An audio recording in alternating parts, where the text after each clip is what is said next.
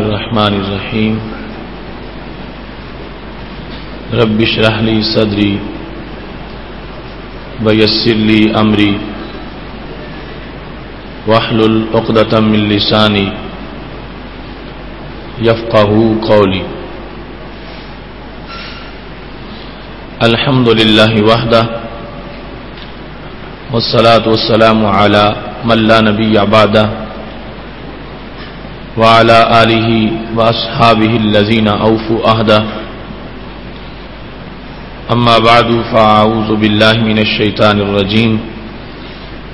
بسم اللہ الرحمن الرحیم. یا ایہا الرسل کلوا من الطیبات واعملوا صالحا انی بما تعملون علیم. صدق اللہ العظیم وصدق رسولہ النبی الکریم الامین. ان اللہ وملائکتہ یصلون علی النبی یا ایہا الذین آمنوا صلوا علیہ وسلموا تسلیما. الصلاۃ والسلام علیک یا سیدی یا رسول اللہ وعلی آلک واصحابک یا حبیب اللہ. مولاي صل وسلم دائما ابدا على حبيبك خير الخلق كلهم منزه عن شريك في محاسنه فجوهر الحسن فيه غير منقاسم. يا أكرم الخلق مالي من ألوذ به سواك عند حلول الحادث العممي.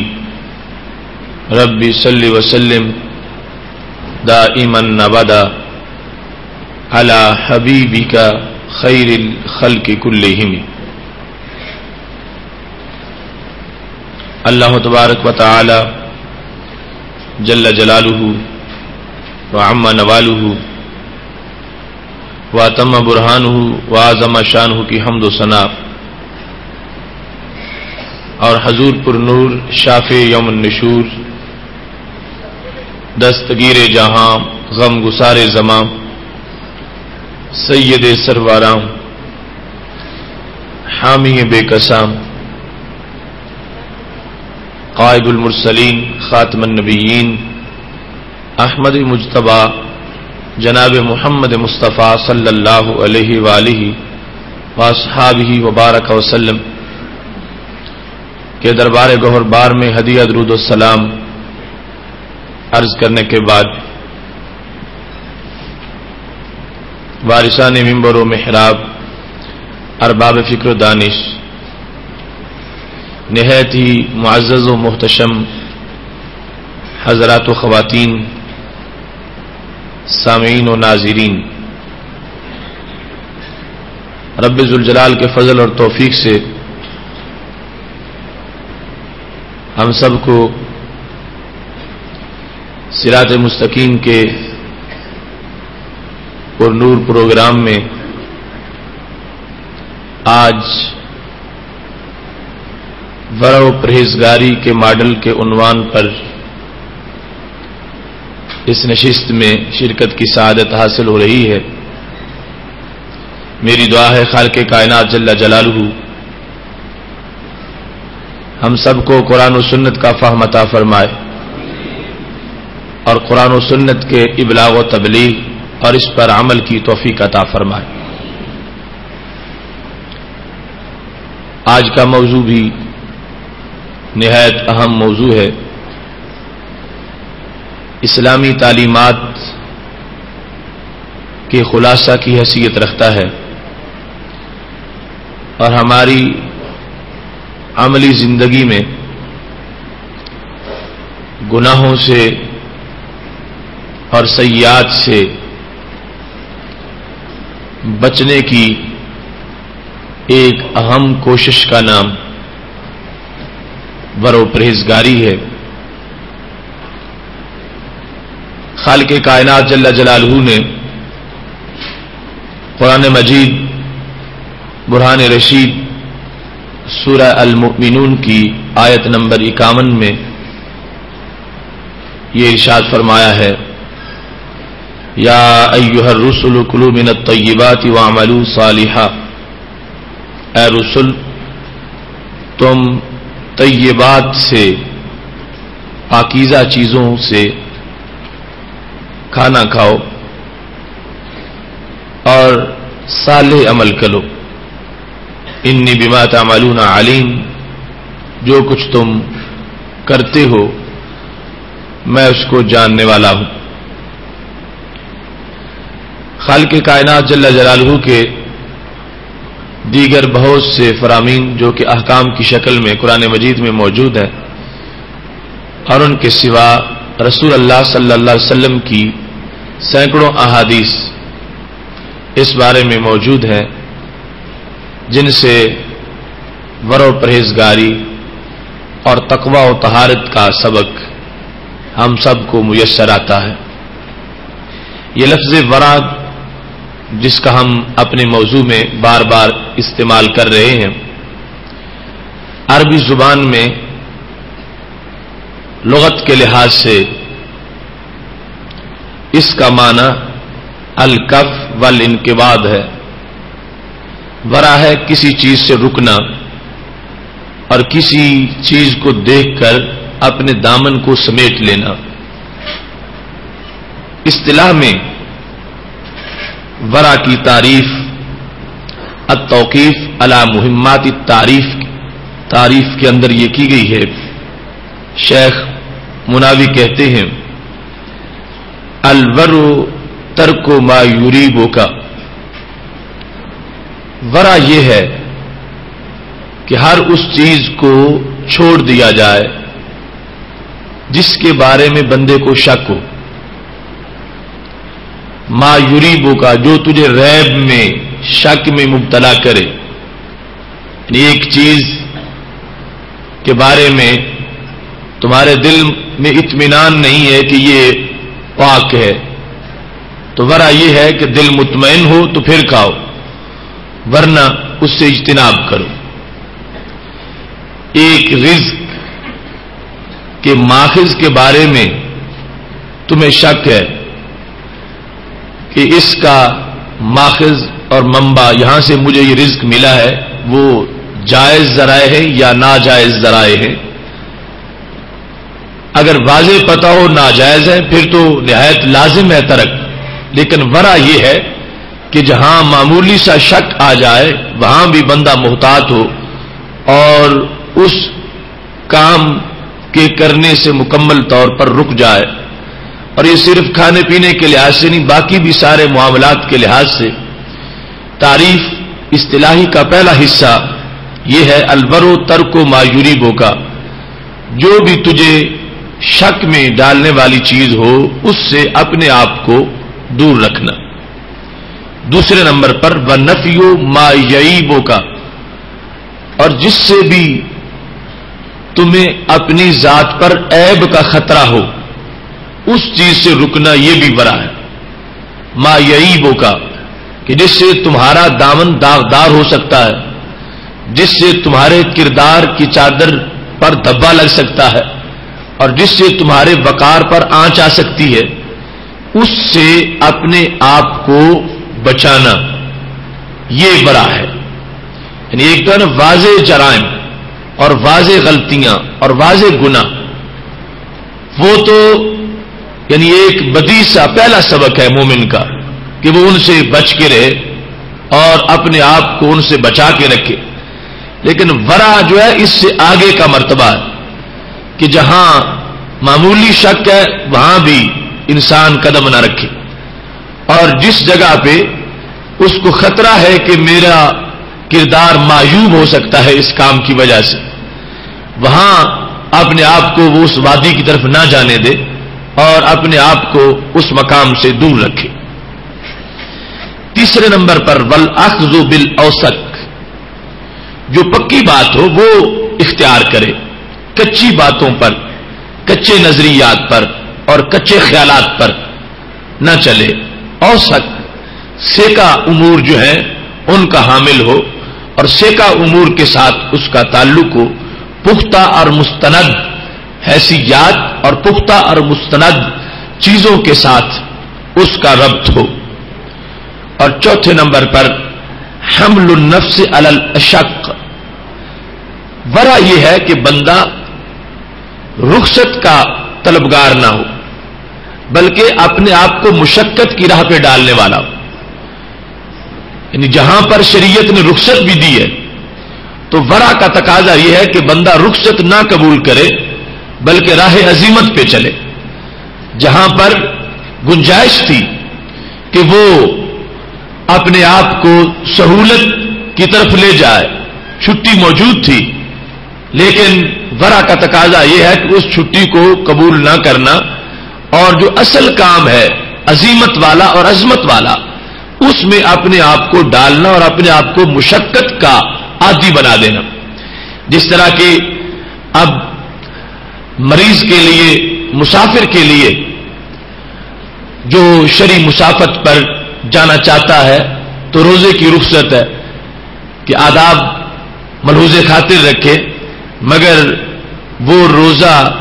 نہ رکھے اور رمضان المبارک کے بعد اس کی جگہ ایک روزہ رکھے قضا کے طور پر، تو یہ ایک رخصت ہے. مگر ورع کا جو شخص علمبردار ہوگا وہ یہاں بھی عزیمت پہ چلے گا کہ اگرچہ شریعت نے چھٹی دی ہے مگر جب میں برداشت کر سکتا ہوں اور میرے لیے کوئی مسئلہ نہیں ہے تو میں کیوں چھٹی قبول کروں. تو وہ راہ عزیمت پہ چلتا ہے. تو ورع کی یہ تعریف ہے جس میں 4 باتیں نہایت اہم ہیں کہ انسان ہر اس کام سے بچے جو بندے کو مشکوک کرتا ہو یا جس کی وجہ سے بندے کی طبیعت غیر مطمئن ہوتی ہو، اور بندے کو جن باتوں کے بارے میں شک ہے ان سے اپنے آپ کو بچا کے رکھنا، اور پھر جن امور کی وجہ سے بندہ معیوب ہو سکتا ہے، اس کا کردار مخدوش ہو سکتا ہے، ان سے بچ کے رہنا، اور پھر مستند اور سیکا امور کے ساتھ تعلق قائم کرنا، اور اس کے بعد اپنے نفس کو، اپنے آپ کو مشقت کی راہوں کی طرف گامزن کرنا اور سہولت پسندی سے اور آسانیوں کی تلاش سے نکل کے اپنے آپ کو جد و جہد، مشکلات اور مختلف مشقتوں کے لیے پیش کر دینا. اس کو شرعی زبان میں ورع سے تعبیر کیا جاتا ہے. اس کا فائدہ انسان کو یہ ہوتا ہے، ورع کی وجہ سے الورع یطہر دنس القلب کما یطہر الماء دنس الثوب. جس طرح پانی سے کپڑے کی میل نکلتی ہے ایسے ہی ورع سے دل کا میل ختم ہو جاتا ہے. کپڑے کے اندر جو میل کچیل ہے، پانی جس طرح اس کو دھو کے کپڑے کو بالکل صاف کر دیتا ہے، ایسے ہی ورع دل کے لیے دھون ہے اور دل کو یوں پاک کر دیتا ہے جس طرح پانی کپڑے کو پاک کرتا ہے. تو جتنی بھی ملاوٹ ہو چکی ہو، جتنی بھی ماحول کی آلودگی پڑ چکی ہو، اور جس قدر بھی انسان کا قلب جو ہے وہ زمانے کی ناہمواریوں کی وجہ سے پریشان ہو چکا ہو اور شیطانی ماحول کی وجہ سے اس پر داغ پڑ چکے ہوں، تو ورع وہ چیز ہے کہ جس سے اس کے دل کو پوری طرح دھو کے ستھرا کر دیا جاتا ہے اور اس کے دل کو رب ذوالجلال پھر نئی چمک عطا فرما دیتا ہے. ورع ایک ایسا امر ہے کہ جس کے مختلف درجات ہیں اور مختلف اقسام ہیں. ورع کے صوفیاء کرام کے نزدیک 4 مقامات ہیں اور شرعی تعلیمات کے خلاصہ کے طور پر ورع کو 4 حصوں میں تقسیم کیا جا سکتا ہے. ورع و پرہیزگاری کے لحاظ سے سب سے پہلا مقام جہاں سے ورع کا آغاز ہوتا ہے تو اس کو ورع العادلین کہا جاتا ہے. امام غزالی رحمۃ اللہ علیہ نے احیاء العلوم کے اندر ان درجات کو باقاعدہ بیان کیا ہے. تو پہلا سٹیپ ورع کا جہاں سے ورع کو جنم ملتا ہے اور انسان تقوی و پرہیزگاری کے ماحول کے اندر داخل ہوتا ہے اور اس کی ترقی شروع ہوتی ہے، اس کو ورع العادلین کہا جاتا ہے. عادل لوگوں کی ورع اور عادل لوگوں کی پرہیزگاری. اس میں کیا ہوتا ہے؟ یہ ورع ایسی ہے کہ بندہ ہر اس کام سے بچتا ہے جس کی وجہ سے اس کی عدالت پہ آنچ آتی ہو. کیونکہ فاسق و فاجر کی گواہی قبول نہیں ہوتی اور ایک عام مومن گواہ تب بن سکتا ہے جب وہ عادل ہو. اس کا صوفی ہونا اور ولی ہونا اور یہ مراتب یہ تو بعد کے معاملے ہیں. پہلا مرتبہ ایک مومن کا عادل مزاج ہونا ہے اور اس کا کردار فسق و فجور سے پاک ہونا ہے. تو ورع یہ ہوتا ہے پہلے لحاظ سے کہ انسان ہر اس کام سے بچے جس کی وجہ سے اس کی عدالت ساکت ہوتی ہو اور جس کی وجہ سے اس کی عدالت کا زوال ہوتا ہو، عدالت پہ آنچ آتا ہو. ہر اس کام سے اپنے آپ کو بچانا یہ بر العادلین ہے. اور اس کے ساتھ ہی ہم ان امور کو کہ جن سے بچنا عدالت کے لیے لازم ہے یوں تعبیر کر سکیں گے کہ فقہا نے جن کاموں کی حرمت کا فتویٰ دیا ہے ان کاموں کو اگر کوئی بندہ کرتا ہے تو عادل نہیں رہتا، اس کی گواہی غیر معتبر ہو جاتی ہے. اور جن کاموں کو فقہا نے حرام قرار دیا ہے ان سے جو بندہ بچتا ہے وہ عادلین والی ورع پا لیتا ہے. جو کرتا ہے وہ حرام کام اس کو ورع عادلین میسر نہیں ہے، اس کی عدالت ساکت ہو جاتی ہے. اور جو فقہا کے فتویٰ کے مطابق جو حرام چیزیں ہیں ان حرام چیزوں سے اجتناب کرتا ہے اور بچ کے رہتا ہے اس کی ورع کو ورع عادلین کے ساتھ تعبیر کیا جاتا ہے. دوسرے نمبر پر ورع کا مقام جو ہے اس کا نام ہے ورع الصالحین. یہ پہلے سے اونچا مرتبہ ہے اور یہ اس سے ایڈوانس ہے، اس میں ترقی ہے. صالحین کی ورع، صالحین کی ورع جو ہے وہ ایسی اہم بندے کی عادت ہے کہ جس کی وجہ سے بندہ ہر اس کام سے بچتا ہے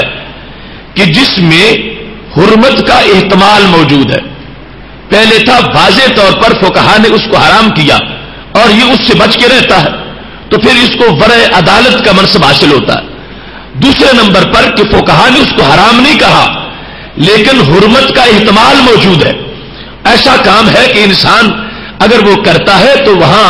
حرمت کا احتمال پیدا ہو سکتا ہے. تو یہ ورع الصالحین ہے کہ بندہ ایسا کام بھی اس سے سرزد نہیں ہوتا، نہ وہ جو حرام قرار دیا گیا ہے اور نہ وہ جس میں حرمت کے احتمال کا خدشہ ہو کہ کہیں اس میں حرمت کا احتمال نہ آ جائے.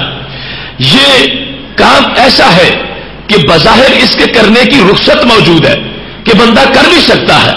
فقہا کی طرف سے رخصت ہے، حرمت کا قول نہیں کیا گیا، مگر ہے ایسا کہ جس کے کرنے کی وجہ سے آہستہ آہستہ بندہ حرام کے قریب پہنچ سکتا ہے. خود وہ حرام نہیں ہے لیکن اس کی حدود حرام وادی سے ملتی ہے. وہ خود حرام نہیں ہے لیکن وہاں جانے سے بندہ حرام کے قریب ہو سکتا ہے. تو صالحین کا تقویٰ یہ ہے اور صالحین کی پرہیزگاری یہ اور صالحین کی ورع یہ ہے کہ وہ ایسے جائز کام کا بھی ارتکاب نہیں کرتے جو انہیں کبھی ناجائز کی طرف دھکیل کے لے جانے والا ہو. اپنے آپ کو وہ بچا کے رکھتے ہیں اور پوری طرح اس ماحول سے وہ اپنے آپ کو دور رکھتے ہیں کہ جہاں پر تناول کے لحاظ سے اگرچہ بظاہر اس کام کی رخصت بھی موجود ہے لیکن وہ احتمال حرمت وہاں آ سکتا ہے. تو اس کام سے بچنے کا نام یہ ورع الصالحین ہے. تیسرا درجہ ورع المتقین ہے. صالحین سے متقین کی پرہیزگاری یہ بڑی پرہیزگاری اور اس ورع کا ایک مستقل مرتبہ ہے. یہ ایسے کام کہ جن کو نہ تو فتویٰ نے حرام کیا ہے اور نہ ہی ان کی حلت میں کوئی شبہ ہے. یقیناً فتویٰ کی نیت سے فتویٰ کی نگاہ میں وہ حرام بھی نہیں ہے اور اس کے ساتھ ساتھ ان کاموں میں ان کی حلت میں کوئی شبہ بھی نہیں ہے. حرمت نہ ہونا واضح ہے اور حلت ہونا واضح ہے کہ وہ کام جائز ہے، حلال ہے، ان کے حلال ہونے میں کوئی شبہ نہیں ہے اور ان کی حرمت جو ہے اس کا کسی نے قول نہیں کیا، حرام بتایا کسی نے نہیں اور حلت کو ثابت کیا گیا ہے. لیکن اس میں آگے جا کے نتیجے کے لحاظ سے انسان میں بے احتیاطی پیدا ہو سکتی ہے. وہ کام خود جائز ہے، اس کی حلت میں شک بھی نہیں اور حرمت کا کسی نے قول بھی نہیں کیا، لیکن رزلٹ کے لحاظ سے بندے کو وہاں سے ایک ایسی عادت آ سکتی ہے کہ جو عادت اسے کسی ناجائز کام کی طرف لے جانے والی ہو. تو یہ ورع المتقین ہے کہ وہ ایسا جائز کام کہ جس کا جواز ثابت ہے اور جس کا عدم جواز بالکل نہیں، لیکن رزلٹ کے لحاظ سے وہاں بندے کے اندر ایک لاپرواہی اور طبیعت کے اندر ایک ایسی آوارہ گردی آ سکتی ہے نتیجے اور معال کے لحاظ سے کہ جس میں بندہ پھر کسی ناجائز کام کی طرف متوجہ ہو سکتا ہے. تو متقین کا برا یہ ہے کہ وہ ایسا جائز کام بھی نہیں کرتے اور اپنے آپ کو ایسے جائز کام سے روک کے رکھتے ہیں. یہ وہ مرتبہ ہے جس کو رسول اللہ صلی اللہ علیہ وسلم نے یوں بیان کیا. ابن ماجہ شریف میں حدیث شریف ہے، لا یبلغ العبد درجۃ المتقین حتی یدع ما لا بأس به مخافۃ مما به بأس، کہ کوئی بندہ اس وقت تک متقی لوگوں کے درجے تک نہیں پہنچ سکتا. کب تک؟ فرمایا یہاں تک کہ وہ ایسے جائز کام بھی نہ چھوڑ دے کہ جن سے ناجائز کا خطرہ پیدا ہو سکتا ہے. کوئی بندہ تم میں سے اس وقت تک متقی نہیں بن سکے گا یہاں تک کہ وہ جائز کام بھی ترک کرے جو خود جائز ہے، مگر وہاں سے ناجائز کا رستہ نکلتا ہے اور ناجائز کا احتمال پیدا ہوتا ہے. دوسرے میں یہ تھا کہ وہ کام جائز ہے مگر جواز میں کچھ شک ہے اور آگے وہاں سے رستہ بھی نکل سکتا ہے. یہ بر المتقین کے کام بالکل 100% جائز ہے، اس کے حلت جواز میں کوئی شک نہیں، لیکن نتیجہ کے لحاظ سے وہاں سے بندے کو ایک ایسے کام کا بھی خطرہ ہو سکتا ہے کہ جو کہ ناجائز ہے. تو میرے محبوب علیہ الصلوۃ والسلام نے فرمایا تم میں سے کوئی بندہ اس وقت تک متقی نہیں بن سکے گا جب تک کہ وہ ایسے جائز کام بھی نہ چھوڑ دے کہ جن جائز کاموں سے ناجائز کا خطرہ پیدا ہو سکتا ہے. چوتھے نمبر پر وہ ہے ورع صدیقین، صدیقین کی ورع. پہلی تھی عادلین کی، دوسری تھی صالحین کی، اور تیسری متقین کی، اور چوتھی ہے صدیقین. یہ پرہیزگاری اعلیٰ درجے کی پرہیزگاری ہے اور اس کا ایک اپنا ہی مزاج ہے اور اپنا ہی ذائقہ ہے، اور یہ صرف لفظوں سے ہمیں بیان کرنے میں اس میں اتنی لذت نہیں آئے گی جتنا عملاً، یعنی اس وادی کی طرف جب کوئی بندہ مسافر بنتا ہے تو اس میں پہنچتا ہے تو پھر ہی اس کو پوری طرح پتا چلتا ہے کہ وہ کیا چیز ہے جس کو ورع صدیقین کے ساتھ تعبیر کیا جاتا ہے. یہاں پر جو کام بندہ ترک کر رہا ہے نہ وہ حرام ہے نہ ایسا ہے کہ جس کے حلت میں شبہ ہو، اور نہ ایسا ہے کہ جس کی حلت بالکل واضح طور پر موجود ہے. یعنی یہ تینوں مرتبے تو اس کو پہلے حاصل ہے. جو شخص ورع صدیقین پانے والا ہے حرام کو بھی ترک کر چکا ہے، اس جائز کو بھی ترک کر چکا ہے کہ جس میں کچھ شبہ تھا، اور اس جائز کو بھی ترک کر چکا ہے جس میں شبہ نہیں تھا، جائز مکمل تھا مگر ناجائز کا خطرہ آ سکتا تھا. ان سب کو وہ ترک کر چکا ہے اور اب وہ اس مقام پہ پہنچ چکا ہے کہ وہ ایسا جائز کام بھی نہیں کرنا چاہتا کہ جس میں اگرچہ ناجائز کا خطرہ نہیں کہ اس کی سرحد کسی ناجائز سے ملتی ہو، مگر وہ جائز کام اگر اللہ کی رضا کے بغیر ہے تو ایسے جائز کو بھی وہ ہمیشہ کے لیے ترک کر دیتے ہیں. اس جائز کام میں نہ قطعی حرمت ہے، نہ حرمت کا شبہ ہے، اور نہ ہی وہ ایسا ہے کہ اس سے کسی ناجائز کا خطرہ پیدا ہوتا ہو. ان سارے خطروں سے وہ جائز کام پاک ہے، مگر اس کے اندر وہ اس سے بھی پناہ مانگتے ہیں کہ یہی کہیں ایسا کام ہم کرتے وقت اللہ کی رضا کا دامن چھوڑ کے نہ کریں، بلکہ کرنے سے پہلے اپنے آپ کو اس بات پر پابند کر لیں کہ صرف اس لیے کر رہا ہوں کہ اس کے کرنے سے میرا مولا مجھ پہ راضی ہو جائے. اس کو ورع صدیقین کہا جاتا ہے. کوئی کام اللہ کے غیر کے لیے نہ کرنا، اور کوئی کام، اب غیر سے مراد یہاں پر جو ہے مثال کے طور پر ایک شخص روٹی کھاتا ہے تو روٹی کھانے میں کئی نیتیں ہو سکتی ہیں. کھانا کھانے میں کہ میرا بدن صحت مند ہو، میری زندگی برقرار رہے، تو اب اس لحاظ سے روٹی کھانا اس میں کسی طرح کی کوئی قباحت نہیں. نہ روٹی کھانا حرام ہے جو رزق حلال اس کے پاس موجود ہے، نہ ہی اس کی حلت میں کوئی شبہ ہے، اور نہ ہی یہ ہے کہ روٹی کھانا کوئی ایسا کام ہو جو کل اس کو بدکاری پر اٹھا کے لے جائے. کسی حرام کام سے روٹی کھانے کی سرحد بھی نہیں ملتی. وہ تینوں خدشات موجود نہیں ہیں، مگر یہ شخص جو صدیق ہے یہ روٹی کھاتے وقت اگر یہ نیت کر لے کہ میری صحت برقرار رہے اور میرا بدن سلامت رہے تو یہ سمجھے گا میں نے گناہ کیا ہے. یہ روٹی کھاتے وقت یہ نیت کرتا ہے کہ میں روٹی اس لیے کھا رہا ہوں, کھاؤں گا تو رب کے دربار میں کھڑا ہو کے قیام کروں گا, کھاؤں گا تو سجدہ کروں گا, کھاؤں گا تو میں اللہ کی بندگی کروں گا. اس نیت پر جائز کام بھی, ہر جائز کام اس کے لیے پہلے نیت بناتے ہیں, نیت کو پکاتے ہیں اور نیت کو محفوظ رکھتے ہیں, اور پھر ان کی پرہیزگاری یہ ہوتی ہے روزہ رکھتے ہوئے وہ یہ تصور بھی آرام سمجھتے ہیں کہ ہم افطاری کس چیز پر کریں گے. ہر وقت اپنا خیال جو ہے رب ذوالجلال کی طرف لگا کے رکھتے ہیں اور اپنی پوری زندگی میں اپنے دل کو اللہ کی یاد سے غافل نہیں ہونے دیتے اور کسی دوسری چیز کا خیال نہیں آنے دیتے. جو اس مقام پہ پہنچ چکے ہو ان کی پرہیزگاری کو ورث صادقین کہا جاتا ہے اور صدیقین کہا جاتا ہے. اب یہاں چونکہ اصل ہم نے اس مقام پر کچھ ماڈل جو پرہیزگاری کے عملاً ہیں ان کو سمجھنا ہے. سید عالم نور مجسم شفیع معظم صلی اللہ علیہ وسلم کے فرامین میں ان حیثیات کو اجاگر کرتے ہوئے ہمارے محبوب علیہ السلام نے فرمایا ہے. حضرت حذیفہ بن یمان رضی اللہ تعالیٰ عنہ راوی ہیں, کہتے ہیں کہ رسول اللہ صلی اللہ علیہ وسلم نے فرمایا ہے فضل العلم خیر من فضل العبادہ وخیر دینکم الورع. یہ حاکم بن مستدرک نے اس کو روایت کیا ہے کہ میرے محبوب علیہ السلام کا فرمان ہے علم کی فضیلت عبادت کی فضیلت سے زیادہ ہے, اور تمہارے دین میں سے بہتر دین وہ ہے جس کی کا محور ورع ہو. ہر بندے کا ایک دین ہے, ہر بندے کی ایک پرہیزگاری ہے, ہر بندے کا ایک تقویٰ ہے, لیکن فرمایا بہترین دین وہ ہے اس بندے کا دین کہ جس بندے کا سارا دین ورع کے اوپر اس کو استوار کیا گیا ہے اور اس کا محور جو ہے وہ ورع ہے. ایسے ہی سید عالم نور مجسم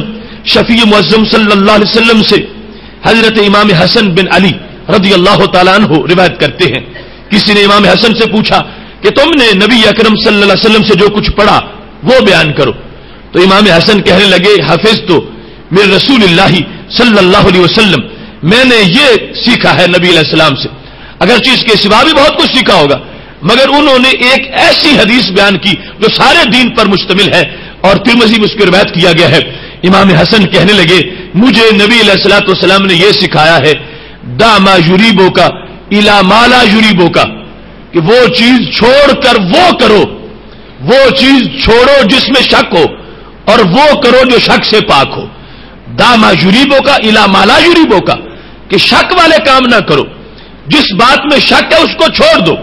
جس چیز کی طہارت میں شک ہے, جس کی حلت میں شک ہے, جس کے جواز میں شک ہے, جو جملہ بولنے میں شک ہے, جہاں دیکھنے میں شک ہے, جو کام کرنے میں شک ہے, فرمایا وہ سارے شک والے کام چھوڑو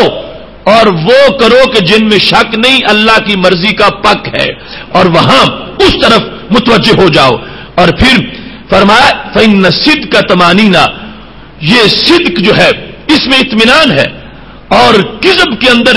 شک ہے. لہذا سید عالم نور مجسم شفیع معظم صلی اللہ علیہ وسلم نے ایک بندے کی زندگی کا جو پورے کا پورا لائف کوڈ اور ایک ضابطہ تھا اس کو ایک حدیث میں بیان فرما دیا. فرمایا سارے صدق کے شعبے اس میں آ جائیں گے اور سارے جھوٹوں سے بچاؤ اس میں آ جائے گا کہ تم اپنی زندگی میں ہمیشہ اس کام کو اپنا لائحہ عمل بنا لو کہ جس میں کسی قسم کا ریب نہیں ہے اور اس کو ہر ریب سے مکمل طور پر مبرہ اور پاک بنا دیا گیا ہے. عملی طور پر سید عالم نور مجسم شفیع معظم صلی اللہ علیہ وسلم کی زندگی مبارک کا آپ کی ورع اور پرہیزگاری اس کی حدود تک پہنچنا بھی ہمارے خیال کے لیے ممکن نہیں ہے. وہ حیثیات جو سید عالم نور مجسم شفیع معظم صلی اللہ علیہ وسلم کی پرہیزگاری کی ہے ان کو ہم اپنی عقل پر تول ہی نہیں سکتے. اور حضرت مجدد الفسانی رحمۃ اللہ علیہ نے بڑی خوبصورت بات کی تھی. فرمانے لگے کہ جب بھی محبوب علیہ السلام کی عبادت کو دیکھو یا آپ کے کسی آپ کے اس حسنہ کو دیکھو تو اس کو اور عام لوگوں کی عبادت کو ایک جیسا نہ سمجھو. نبی علیہ الصلوۃ والسلام کا ایک سجدہ اور عام لوگوں کے کروڑوں سجدے, آپ کا ایک عمل اور عام لوگوں کا کروڑوں عمل, اس میں آپس میں برابری کا سوال پیدا نہیں ہو سکتا. مجدد صاحب فرماتے ہیں یوں سمجھو کہ ایک حاکم کے پاس دو بندے ہیں, ایک اس کا وزیر ہے اور دوسرا اس کا غلام ہے. اس کا نوکر ہے، اس بادشاہ کا نوکر جو ہے وہ کام کو ٹائم زیادہ دیتا ہے، صبح چارہ کاٹنے جاتا ہے اور شام تک جانوروں کی خدمت میں لگا رہتا ہے، اور دوسرا اس کا وزیر ہے جو اس کا بڑا چہتا ہے، وہ صرف 2 گھنٹے اس کے پاس بیٹھتا ہے، مگر جو بات اس وزیر کی مانی جاتی ہے وہ اس نوکر کی نہیں مانی جاتی، جس نے بہت ٹائم دیا اور بہت مشقت کی۔ کہنے لگے بلا تمثیل اللہ کی سلطنت میں ہمارے نبی علیہ السلام وزیر اعظم ہیں، اور عام لوگ جو ہیں یہ نوکروں کی طرح ہیں، لہذا عام لوگ اگر سارا دن اور ساری رات بھی وہ کسی ورع پرہیزگاری کے سخت سے سخت کورس میں مصروف رہیں، انہیں اللہ کی طرف سے وہ اجر نہیں ملتا جو محبوب علیہ السلام کو چند لمحوں میں میسر آ جاتا ہے۔ یہاں بخاری و مسلم میں حدیث شریف ہے، حضرت ابو ہریرہ رضی اللہ تعالیٰ عنہ کہتے ہیں کہ سید عالم صلی اللہ علیہ وسلم فرماتے ہیں انی لانقلب الی اہلی، میں جب باہر سے گھر آتا ہوں فاجد التمرۃ ساکتۃ علی فراشی، تو مجھے اپنے بستر پہ ایک کھجور نظر آتی ہے، یعنی کبھی ایسا ہوتا ہے کہ بستر پہ ایک کھجور پڑی ہے، فارفعها، میں اس کو اٹھا لیتا ہوں، لاکلھا، تاکہ میں اس کو کھاؤں، لیکن جب میں اٹھاتا ہوں ثم اخشى ان تکون صدقہ، پھر مجھے یہ خیال آتا ہے ہو سکتا ہے کسی نے صدقہ دیا ہو اور یہ کھجور صدقے کی پڑی ہو اور میرے لیے صدقہ کھانا تو جائز نہیں ہے، تو میں کیا کرتا ہوں فَأُلْقِيهَا، میں اس کو واپس رکھ دیتا ہوں اور اس کھجور کو میں تناول نہیں کرتا۔ اب یہ ہے امت کے لیے وہ درس عمل کہ سید عالم نور مجسم شفیع معظم صلی اللہ علیہ وسلم نے اپنی عملی زندگی میں، حالانکہ وہ ماہیات کو جانتے ہیں، ہر چیز کی حقیقت یہ صدقے کی ہے یا بغیر صدقہ کی ہے، کیونکہ نبی علیہ السلام کی زبان نے تو یہاں تک بتا دیا تھا، جب ایک دعوت میں بیٹھے ہوئے تھے، لقمہ منہ میں رکھا تھا اور اس کو حلق سے اتارنے سے انکار کر دیا، فرمایا اس کو بلاؤ جس نے یہ دعوت پکائی ہے، فرمایا لحم شاۃ اخذت بغیر اذن ذبحت بغیر اذن اہلھا، یہ اس بکری کا گوشت ہے جس کے مالک کے بغیر، مالک کی اجازت کے بغیر ذبح کیا گیا ہے۔ لہذا جو گوشت کی اس حیثیت کو بیان کر دے کہ یہ مالک کی اجازت کے بغیر بکری ذبح کی گئی ہے، وہاں تک جن کی رسائی ہو یہ جانتے ہیں حقیقت کھجور کی کیا ہے، مگر سبق ان کو دینا ہے کہ جنہیں یہ پتہ نہیں چلے گا کہ حقیقت میں چیز کا سبب کیا ہے، اس واسطے فرمایا میری سنت تم یوں سامنے رکھو۔ اب اس میں خدشہ ہے، ہو سکتا ہے وہ صدقے کی ہو سکتا ہے وہ صدقے کی نہ ہو، اگرچہ سرکار کے نزدیک متعین ہے کہ وہ کیا چیز ہے، مگر جن کو سبق دینا ہے ان کے لحاظ سے یہ اعتماد عملی زندگی میں آئیں گے۔ فرمایا میرا وہ ہوگا اور میری سنت کا متبادلہ وہ ہوگا جو ایسے کو بھی چھوڑ دے جس میں خدشہ تھا، اس بنیاد پر کہ اللہ تبارک و تعالی اس کو بغیر ریب اور بغیر شک کے رزق عطا فرمانے والا ہے۔ ایسے ہی سید عالم نور مجسم شفیع معظم صلی اللہ علیہ وسلم کا فرمان بخاری و مسلم میں موجود ہے، اور اس کے راوی بھی حضرت ابو ہریرہ رضی اللہ تعالیٰ عنہ ہے، اور بات حضرت حسن بن علی رضی اللہ تعالیٰ عنہ کی ہے۔ امام حسن چھوٹی عمر تھی تو کیا ہوا، اخذ تمرۃ من تمر صدقہ، صدقے کی کھجوریں پڑی تھی، تو حضرت امام حسن رضی اللہ تعالیٰ عنہ نے ایک کھجور پکڑی اور اپنے منہ میں ڈال دی۔ سید عالم صلی اللہ علیہ وسلم نے جب دیکھا تو آپ نے ان کو جھڑکی دی اور فرمایا اما تعرفوا ان لا ناکل الصدقہ، کہ آپ کو یہ پتہ نہیں ہے کہ ہم صدقہ نہیں کھاتے، صدقہ ہمارے لیے جائز نہیں ہے۔ اب ایک بچے کا جو نابالغ ہے اور احکام کا ابھی مکلف بھی نہیں ہے، وہ اگر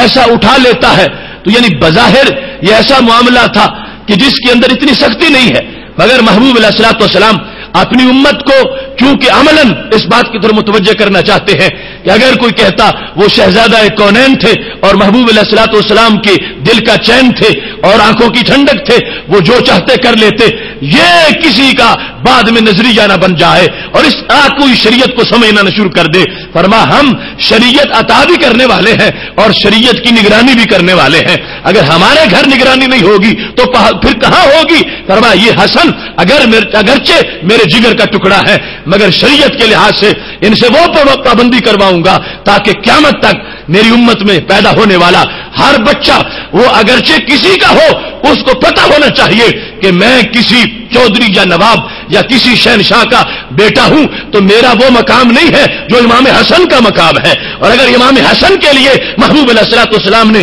منہ میں ہاتھ ڈال کے کھجور باہر نکال کے پھینک دی تھی اور فرمایا تمہارے لیے یہ جائز نہیں ہے, یہ شریعت مطہرہ کی پرہیزگاری کا معاملہ ہے, تو بعد والوں کے لیے سبق ملے گا. جب امام حسن کے لیے اجازت نہیں تھی تو ہمارے لیے اجازت کیسے ہو سکتی ہے؟ اس کے بعد جس وقت ہم صحابہ کرام علیہم رضوان اور امت کے اولیاء کا ہم عمل دیکھتے ہیں تو یہ نبی علیہ الصلوۃ والسلام کی تربیت کا اثر نظر آتا ہے. اور صحابہ کرام علیہم رضوان کا تو معاملہ یہ ہے, مدارج السالکین کے اندر یہ لکھا ہے کہ بعض صحابہ کا یہ قول ہے, کہتے ہیں کننا ندعو 70 بابا من الحلال مخافہ ان نقع فی باب من الحرام. کہتے ہیں کہ ہم 70 حلال چیزوں کے باب چھوڑ دیتے ہیں, یعنی ایک چیز کے اندر یوں سمجھو 71 احتمال ہے. 70 احتمال یہ ہے کہ یہ حلال ہے اور 71واں احتمال یہ ہے کہ یہ حرام ہے. اب بڑا ایک کمزور احتمال ہے. 70 احتمال, اس کے 70 پہلو بتا رہے ہیں کہ واضح حلال ہے اور اس میں کوئی حرج نہیں ہے, اور صرف ایک پہلو ہے کمزور باقی کہ یہ حرام ہے. تو صحابہ کہتے ہیں ہماری سیرت یہ ہے کہ ہم اس ایک حرام کے ڈر سے 70 باب حلال کے بھی ترک کر دیتے ہیں. حلال کے 70 شعبہ جات, یعنی وہ جائز تھا کہ ہم کر لیتے, مگر وہاں پر ایک شعبہ جو ہے وہ حرمت کا 71واں موجود ہے, تو ہم اس کے پیش نظر, اس کے ڈر کی وجہ سے, اس سے بچنے کے لیے کہ ہماری شان یہ نہیں ہے کہ ہم یہ کریں, اگرچہ 70 پہلو 70 مرتبہ اس کی حلت کا جو انداز ہے وہ سامنے آ رہا ہے, مگر صحابہ کرام علیہم رضوان چونکہ نبی علیہ السلام کی دہلیز کے پربردہ ہے تو انہوں نے یہ عملاً ثبوت دیا. ایک چیز کے 71 ابواب ہے, ایک باب حرمت کا ہے, 70 باب, اور وہ بھی حرمت کا واضح نہیں ہے, خطرہ ہے کہ حرمت کا ہو, اور 70 جواز کے موجود ہیں, مگر پھر بھی صحابہ کرام کہتے رہے ہم ان باتوں سے بچتے رہے اس واسطے کہ نبی علیہ السلام کی عملی زندگی کا پہلو ہمارے سامنے موجود تھا. اس سلسلہ میں دیکھیے بخاری شریف میں حضرت سیدنا صدیق اکبر رضی اللہ تعالیٰ عنہ جو اس امت کے سب سے بڑے متقی انسان ہیں, سب سے بڑے صوفی ہیں, سب سے بڑے ولی ہیں, حضرت صدیق اکبر رضی اللہ تعالیٰ عنہ صرف اس امت کے نہیں ساری امتوں میں جب تقوی و پرہیزگاری کی لسٹ بنائی جائے تو پہلا نمبر حضرت صدیق اکبر رضی اللہ تعالیٰ عنہ کا. انبیاء کرام علیہ السلام کے بعد ہر دور کے نیکوں میں ان کا پہلا نمبر ہے. وہ صدیق اکبر رضی اللہ تعالیٰ عنہ, سیدہ عائشہ صدیقہ رضی اللہ تعالیٰ عنہ ان کے بارے میں بیان کرتی ہیں کان علی ابی بکر غلام یخرج له الخراج. حضرت صدیق اکبر رضی اللہ تعالیٰ عنہ کا ایک غلام تھا جو آپ کے لیے خراج حکم شرع کے مطابق پیش کرتا تھا, اور حضرت صدیق اکبر رضی اللہ تعالیٰ عنہ وہ خراج وصول کرتے تھے. فجاء یوما بشیء فاکل منه ابو بکر, ایک دن وہ کچھ لے کے آیا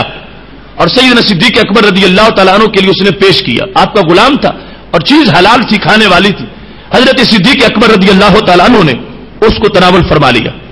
جب آپ تناول فرما چکی تو غلام نے کہا اتدری ما ھذا, آپ جانتے ہو جو کچھ آپ نے کھایا ہے یہ کہاں سے آیا تھا؟ یعنی ایسی چیز تھی جو کہ متعارف ہے, مگر اس غلام کا مطلب یہ تھا تجھے پتا ہے کہ یہ کس پیسے سے میں نے خریدی تھی, جو تم نے کھائی ہے حلال چیز, مگر یہ میں نے خریدی کہاں سے ہے یہ آپ کو پتا ہے. تو حضرت صدیق اکبر رضی اللہ تعالیٰ عنہ نے فرمایا بتاؤ وما ہوا, یہ کہاں سے تم لائے ہو؟ یعنی چیز حرام نہیں تھی, حلال کھانا تھا, مگر سائل نے یہ کہا کہ اس کا سبب پیچھے جو ہے اس کا بھی آپ کو پتا ہے کہ میں کس پیداوار سے, کس تنخواہ سے اور اپنے کس پیسے سے میں نے اس کو خریدا ہے. تو حضرت صدیق اکبر رضی اللہ تعالیٰ عنہ نے کہا بتاؤ. تو وہ کہنے لگا کنت تکہنت لانسان فی الجاہلیہ, جب میں نے کلمہ نہیں پڑھا تھا تو میں کہنوں والے کام کرتا تھا. اس وقت میں نے ایک بندے کے لیے کہانت کی تھی اور میں نے کاہن بن کے اس کا ایک مسئلہ حل کیا تھا. حالانکہ وما احسن الکہانہ, اور مجھے کہانت کا کوئی صحیح پتہ بھی نہیں تھا, ویسے میرا اٹکل پچو لگ گیا اور وہ کام اس بندے کا ہو گیا. جاہلیت کا زمانہ تھا اور میں نے اس کے لیے وہ کام کیا, تو آج اس نے مجھے اس کے پیسے دیے اور ان پیسوں سے یہ چیز میں نے خریدی. اور جو میں نے تمہارے سامنے پیش کی. الا انی خدعتہ، میں نے اس وقت کہانت کی، مجھے صحیح پتہ بھی نہیں تھا، میں نے اس بندے کو دھوکہ دیا تھا اور اس نے آج مجھے یہ پیسے دیے ہیں اس کہانت کے بدلے میں جو زمانہ جاہلیت میں نے کی تھی. فہذا الذی اکلت منہ، یہ جو کچھ آپ نے کھایا ہے یہ ان پیسوں کا میں خرید کے لایا تھا. یہ بھی اس بندے کی بہادری تھی، ورنہ آج کے مرید اپنے شیوخ کو پیروں کو پتہ نہیں کیا کیا کھلا جاتے ہیں اور یہ بتاتے ہی نہیں کہ میری کمائی کیسی ہے، اور ایسے ہی علماء کو وہ کھانا کھلا جاتے ہیں اور یہ بتاتے نہیں کہ ہم نے پکایا کس چیز سے ہے، ہماری جو گزر اوقات ہے اور ہمارا جو شعبہ ہے معاش کا وہ کیا ہے، حرام کا ہے یا حلال کا ہے. لیکن اس غلام نے بتا دیا کہ میں ایک سب سے بڑے صوفی کا خادم ہوں، تو میں اس ولی کو بتا بھی دوں کہ میں نے یہ کہاں سے لا کر آپ کے پیش کیا ہے. حضرت صدیق اکبر رضی اللہ تعالیٰ عنہ نے جب یہ سنی، سید عائشہ صدیقہ گواہ ہے، کہتی ہیں فادخل ابو بکر یادہ، حضرت صدیق اکبر رضی اللہ تعالیٰ عنہ نے اپنے حلق میں انگوٹھا دیا، فقاء کل شیء فی بطنہ، اور جو کچھ پیٹ میں تھا سب کچھ کہہ کر دی اور کہا یہ میرے بدن کا حصہ نہ بنے، میرے لیے یہ جائز نہیں ہے. اگرچہ بظاہر وہ بندہ جو لا رہا ہے اور رزق حلال ہے وہ سامنے حلال اس نے آ کے پیش کیا ہے، اور اتنا پیچھے جا کے اس کی تحقیق اور ریسرچ کرنا کہ چل کے کہاں سے آیا ہے یہ بڑا دور کا معاملہ تھا. مگر صدیق اکبر رضی اللہ تعالیٰ عنہ ورو پرہیزگاری کے لحاظ سے ہمارے لیے انبیاء کرام علیہ السلام کے بعد سب سے بڑا ماڈل ہے. تو آپ نے حلق میں انگلی ڈالی اور اس کے بعد کہہ کر دی، اور جو کچھ اس سے پہلے کھایا ہوا تھا وہ بھی سب کچھ باہر آ گیا. فرمایا یہ ہے ہمارا وہ فلسفہ اور طریقہ جو ہمیں محبوب علیہ السلام نے ورو پرہیزگاری کے لحاظ سے عطا فرمایا ہے. اور صرف انہی کا ہی یہ معاملہ نہیں، حضرت عمر فاروق رضی اللہ تعالیٰ عنہ کے بارے میں بھی ندرۃ النعیم میں اور شعب الایمان میں یہ لکھا ہے کہ حضرت عمر فاروق رضی اللہ تعالیٰ عنہ کو دودھ پلایا گیا، شارب لبنا فاعجبہ، آپ کو وہ دودھ بڑا اچھا لگا، بڑا لذیذ تھا. تو جو دودھ لے کے آیا آپ نے پوچھا بھی نہیں نہ لکا ھذا اللبن، یہ دودھ تم کہاں سے لائے تھے؟ تو اس نے کہا انہ ورد اخبرہ انہ ورد علی ماء، میں فلاں چشمے پہ گیا تھا اور وہاں اس کا اس نے نام بھی لیا. تو کیا تھا وہاں صدقے کے جانور تھے، پانی پی رہے تھے. تو میں نے دیکھا کہ ساتھ ان کے ملازم بھی ہیں جو صدقے کے جانوروں کی دیکھ بھال کرتے ہیں، انہوں نے وہاں پر ان جانوروں کا دودھ نکالا، یعنی گائے تھی یا بھینسیں، وہ گائے کا دودھ انہوں نے نکالا، صدقے کی گائے تھی اور جانور تھے. تو جس وقت دودھ انہوں نے اکٹھا کیا انہوں نے مجھے دیا، میں نے وہاں پر نوش نہیں کیا، میں نے کہا امیر المومنین کو پیش کروں گا. تو میں نے مشکیزے میں ڈالا اور یہاں لے آیا، اور یہ وہ دودھ ہے جو اس چشمے پر موجود ان جانوروں سے حاصل کیا گیا جو صدقے کے جانور تھے. فادخل عمر یدہ، حضرت عمر فاروق رضی اللہ تعالیٰ عنہ نے اپنے حلق میں انگلی ڈالی، فاستقاءہ، اور کہہ کر دی. فرمایا یہ ہم نے اپنے نبی علیہ السلام سے جو پرہیزگاری سیکھی ہے اس کے لحاظ سے ہمارے لیے یہ جائز نہیں ہے. تو یہ معاملات ہیں یعنی ان جلیل القدر لوگوں کے اپنی ورو پرہیزگاری کے لحاظ سے کہ جہاں پر معمولی کوئی تشویش ہے اور معمولی خدشہ بھی ہے اور دور دور تک کوئی اس طرح کا معاملہ ہے جس کی وجہ سے کردار داغدار ہوتا ہو، تو مکمل طور پر اس پر اجتناب کیا گیا. اور ایک نہیں ایسی درجنوں مثالیں ان حضرات کی موجود ہیں کہ اس سے آگے جا کے بھی کہیں نازک اور نرم مقامات پر انہوں نے مکمل طور پر ورو پرہیزگاری کا ثبوت دیا ہے. ایسے ہی سیدنا عمر بن خطاب رضی اللہ تعالیٰ عنہ کا جب اپنی خلافت کا زمانہ تھا، بخاری شریف میں ہے، حضرت عمر فاروق رضی اللہ تعالیٰ عنہ نے جو پہلے مہاجرین تھے ان کی تنخواہیں لگائیں بیت المال میں سے، کہ جو مکہ شریف سے چلے تھے، مدینہ شریف آئے تھے اور اسلام کے لیے خدمات ان کی بڑی تھیں، ہر جنگ میں شریک رہے اور بڑے بڑے کارنامے کیے. تو آپ نے لسٹ بنا کر کہ مہاجرین اولین جو ہیں ان کو ہم ایوارڈ دیں گے، اعزاز دیں گے اور ماہانہ اعزازیہ ان کا مقرر کریں گے. تو حضرت عمر فاروق رضی اللہ تعالیٰ عنہ نے یہ طے کیا کہ ہر مہاجر جو ہے اس کو 4000 روپے پیش کیے جائیں گے، 4000 درہم. یہ ان کا ایک قانون بن گیا کہ اسلام کے لیے ان کی خدمات بڑی ہیں اور اب اسلام پر اللہ کا حصی فضل بھی بڑا ہے کہ ہماری فتوحات ہو گئی ہیں, ہمارا بیت المال میں مال ہے, لہذا ان لوگوں کی مدد کرنی چاہیے جنہوں نے ایک ایک کھجور کھا کے ہفتہ ہفتہ جہاد کیا تھا, لہذا ان کے ساتھ ان کی حوصلہ افزائی ہونی چاہیے. جتنے بھی مہاجرین تھے یعنی مکہ شریف سے مدینہ شریف گئے تھے ان کے وظیفے لگ گئے. اب ان لوگوں میں حضرت عمر فاروق رضی اللہ تعالیٰ عنہ کے صاحبزادے حضرت عبداللہ بن عمر بھی تھے, ہجرت والوں میں وہ بھی شریک تھے اور باقاعدہ مہاجر تھے, مکہ شریف سے ہجرت کر کے مدینہ شریف پہنچے تھے. تو حضرت فاروق اعظم رضی اللہ تعالیٰ عنہ نے ان کا جو وظیفہ مقرر کیا تو وہ 4000 نہیں تھا, 3500 تھا. تو لوگوں نے اس پر اعتراض کیا کہ عمر بن خطاب اپنے بیٹے کو بھی تو مہاجر والا پورا وظیفہ دو, وہ بھی مہاجر ہیں اور ان کی خدمات بھی ہیں, تو ان کو بھی جب دوسرے مہاجرین کو 4,000 ملتا ہے تو ان کو بھی 4 ملنا چاہیے, 3.5 نہیں ملنا چاہیے. آج معاملہ اس کے برعکس ہوتا ہے, یعنی جس کے پاس اختیارات ہوں اقربا پروری کے لحاظ سے کرپشن وہ ایک واضح سامر ہے, لیکن یہ امیر المومنین حضرت فاروق اعظم رضی اللہ تعالیٰ عنہ اپنے بیٹے کو 3,500, باقی جو ہے مہاجرین کو ان کو 4,000 دے رہے ہیں. جب آپ سے پوچھا گیا تو آپ نے فرمایا اصل میں نے اسباب پر غور کیا ہے اور میں نے مہاجرین میں سے ان کا جو کم کیا ہے تو وجہ اس کی یہ ہے کہ ما ہاجر بھی ابواہ انما ہاجر بھی ابواہ, اگرچہ یہ مہاجر تو ہیں مگر ان کی ہجرت ان کے والدین کے زیر سایہ ہوئی. یہ وہ مہاجر نہیں ہے جو اکیلے گھر سے نکلے ہوں اور اپنے آپ آئے ہوں. اگرچہ عبداللہ بن عمر مہاجر ہیں مگر یہ باپ اور ماں کے ساتھ ہجرت کر کے نکلے ہیں اور ان کے لیے سہارا تھا ہمارا, اور ہمارے ساتھ انہوں نے ہجرت کی ہے. تو مطلب یہ بنا کہ ایک وہ شخص ہے جس نے اپنے آپ ہجرت کی ہے اور اپنے سہاروں پہ نکلا ہے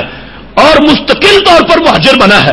یہ بھی مہاجر تو ہے, یہ والدین کے زیر سایہ مہاجر ہے اور والدین کے تابع ہو کر مہاجر ہے. تو جو اصل مہاجر ہوگا ہم اس کو 4,000 دیں گے, اور جو والدین کے تابع ہو کے مہاجر بنے گا امیر المومنین کا بیٹا بھی ہوگا تو 4,000 نہیں, اس کو 3,500 دیا جائے گا.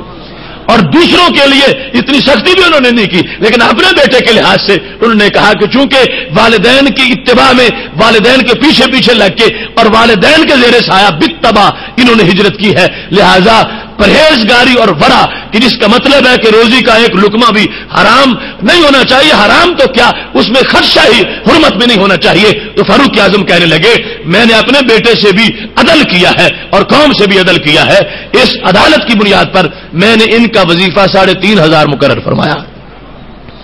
یہاں پر بالخصوص جو حوالہ دیا گیا تھا اس بحث میں تو وہ حوالہ تھا یہاں پر سید عالم نور مجسم شفیع معظم صلی اللہ علیہ وسلم کے کچھ صحابہ کے لحاظ سے, اور بالخصوص معترضین نے کہا تھا امام حسن اور امام حسین تو ہیں ہی بعد کے, اور ان کا تم نے 5,000 لگایا ہے اور اپنے بیٹے کا 3,500 لگایا ہے. تو اس پر عمر فاروق رضی اللہ تعالیٰ عنہ کہنے لگے کہ ان کا جو مرتبہ میرے ہاں ہے اس کا ایک مستقل سبب ہے کہ میں ان کو اس لیے بھی زیادہ دیتا ہوں کہ ان سے میرے محبوب علیہ السلام پیار کرتے تھے, اور وہ ایک مستقل وجہ ہے. فرمایا میرے بیٹے کا میرے نبی علیہ السلام کے دربار میں وہ مرتبہ نہیں ہے جو ان کا مرتبہ ہے, لہذا یہ بھی مستقل حکمت اور علت ہے کہ جس کی وجہ سے ان کا وظیفہ بیت المال سے زیادہ معین کیا جائے گا. یہاں پر جس وقت ورع و پرہیزگاری کے مختلف انداز ہمارے سامنے ہیں تو یہ کھانے پینے کے لحاظ سے ہی نہیں, اس کے علاوہ دیگر بھی بہت سے امور ہیں کہ جن میں ورع و پرہیزگاری کا مکمل دخل ہے. حضرت عبداللہ بن عمر, یہی جن کے وظیفے کی بھی بات ہو رہی تھی, یہ کہتے ہیں کہ اپنے زندگی کے آخری ایام میں جب یہ شیخ تھے اور پوری دنیا پر ان کے علم کا سکہ بیٹھ چکا تھا اور دور دور سے لوگ ان کی زیارت کے لیے پہنچتے تھے, اور نافع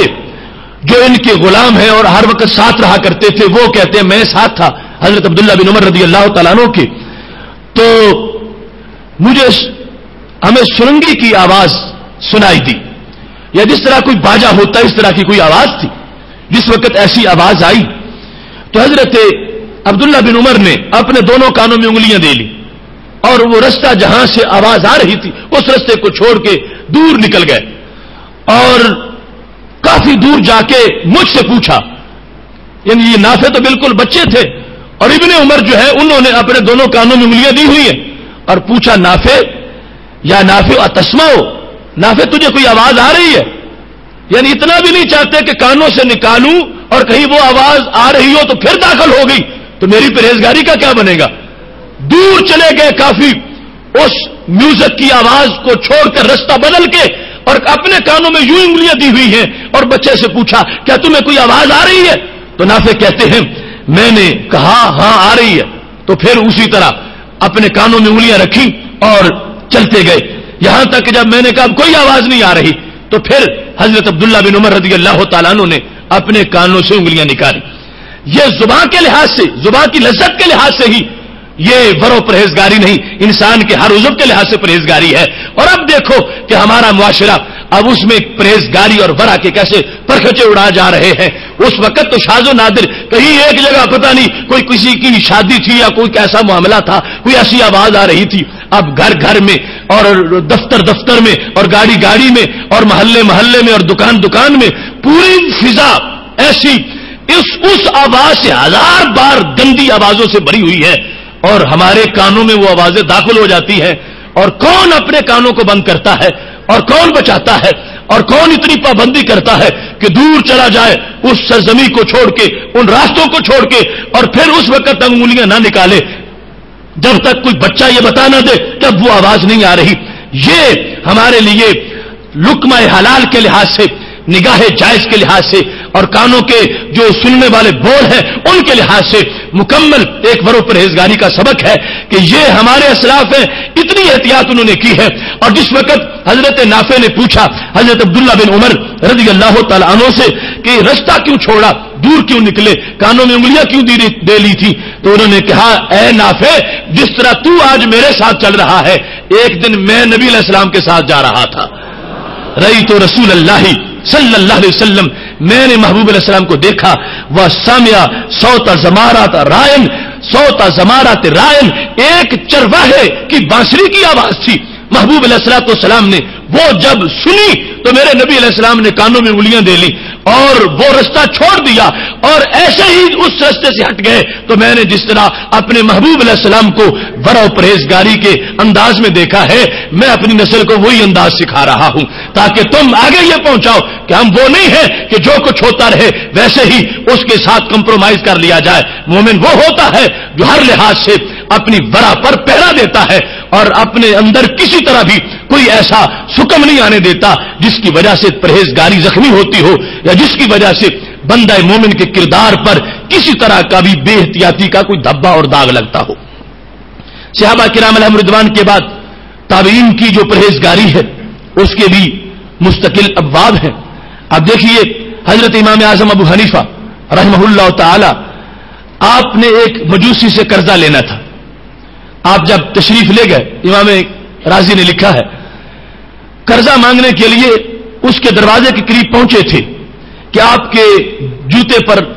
گندگی لگ گئی۔ تو امام اعظم ابو حنیفہ رحمۃ اللہ علیہ نے جب جوتا جھاڑا تو وہ گندگی اس مجوسی کے گھر کی دیوار پہ جا گری۔ اب حضرت امام اعظم ابو حنیفہ آپ نے وہاں پر سوچنا شروع کر دیا کہ اگر یہ گندگی اتارتا ہوں تو مجوسی کے دیوار جو کچی ہے اس کی مٹی بھی کچھ اتر آئے گی اور اس کی دیوار کی اتنی مٹی معمولی سی جو گندگی کھرچنے سے اترے گی تو یہ اس کے ملک میں مداخلت ہو جائے گی۔ دیوار اس کی ہے، میرے لیے جائز نہیں ہے کہ میں اس کی دیوار کو نقصان پہنچاؤں۔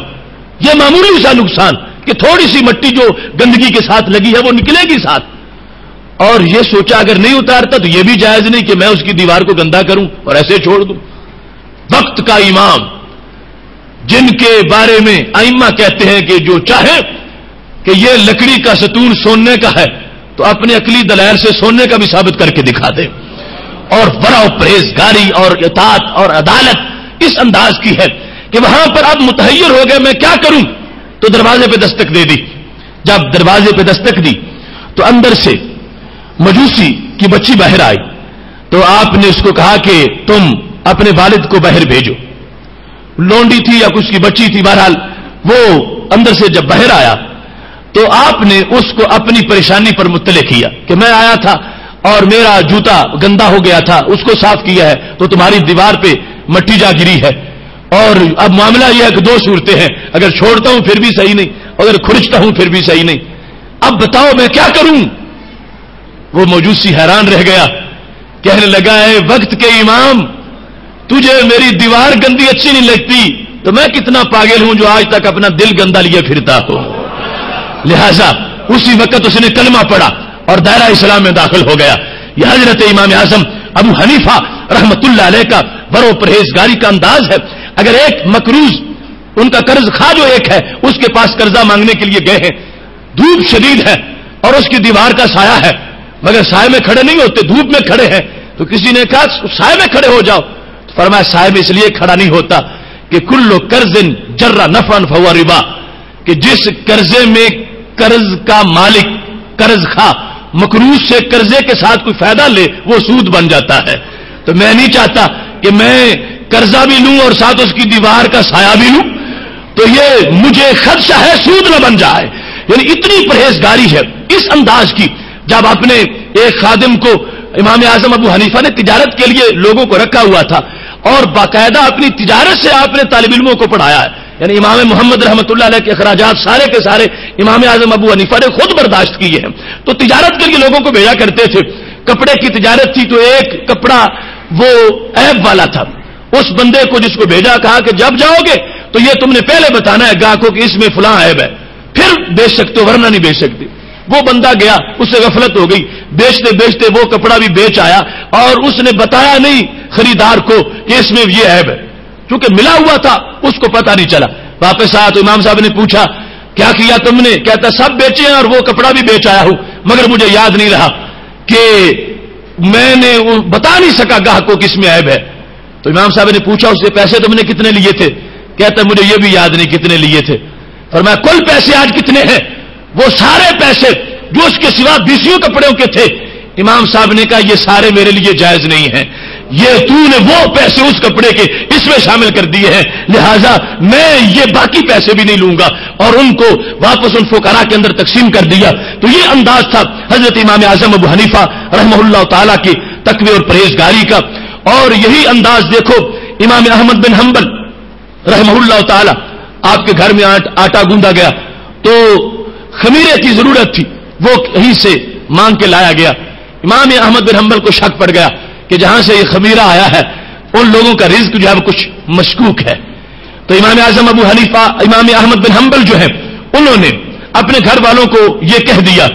کہ یہ اس آٹے کی روٹیاں تم میرے گھر نہیں پکا سکتے، میں یہ روٹی نہیں کھاؤں گا اور نہ ہی اپنے گھر کسی کو کھانے دوں گا۔ تو انہوں نے پوچھا پھر امام یہ ہم فقراء کو دے دیں؟ تو آپ نے فرمایا ایک شرط پر دے سکتے ہو، فقراء سے یہ کہو کہ یہ آٹا آیا ہے امام احمد بن حنبل کے گھر سے،